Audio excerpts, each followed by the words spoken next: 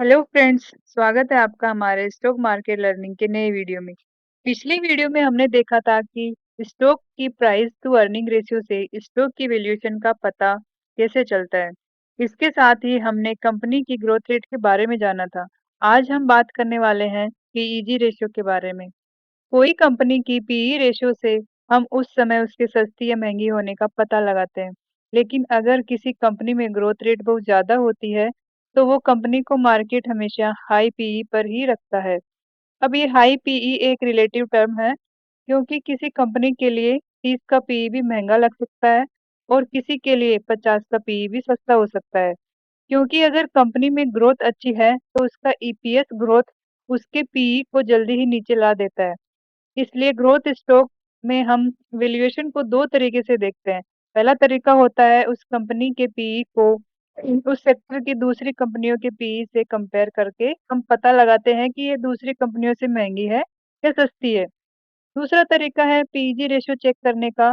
PEG ratio किसी company के PE ratio और एक निश्चित टाइम पीरियड में कंपनी की जितनी ईपीएस ग्रोथ रेट है उसका अनुपात होती है। जैसे कि PG ratio equals to PE ratio divided by EPS growth. यहाँ अगर पीई रेशियो ईपीएस ग्रोथ से ज्यादा है तो पीईजी रेशियो एक से ज्यादा होगा, इसलिए कंपनी ओवर वैल्यूड होगी। एग्जाम्पल में हम देखते हैं कंपनी के पीई की वैल्यू 30 है और ईपीएस ग्रोथ 20% है, तो PEG ratio 30 divided by 20 is equal to 1.5 हो जाएगा, जिसकी वैल्यू एक से ज्यादा है। इसलिए यह स्टॉक ओवर वैल्यूड है, मतलब कि यह स्टॉक महंगा है। सिमिलरली अगर पीई रेशियो की वैल्यू ईपीएस ग्रोथ से कम होती है, मतलब कंपनी की प्रॉफिट ग्रोथ उसकी पीई की ग्रोथ से ज्यादा है, तो वो कंपनी का पीईजी रेशियो एक से कम होगा और उस कंपनी को अंडर वैल्यूड माना जाता है, मतलब वो कंपनी सस्ती है।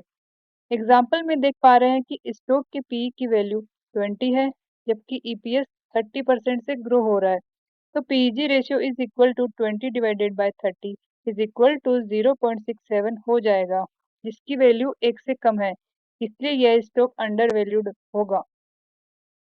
फ्रेंड्स, यहाँ पर ईपीएस ग्रोथ को हम 1 ईयर या 5 ईयर का भी ले सकते हैं, लेकिन इसके लिए कंपनी की अर्निंग्स प्रिडिक्टेबल होना चाहिए।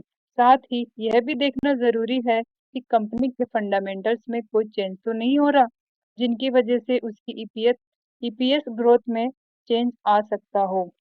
तो फ्रेंड्स, आज के लिए इतना ही। मिलते हैं हमारे नेक्स्ट वीडियो में। हमारे चैनल को लाइक करें, शेयर करें और सब्सक्राइब करें। Thank you.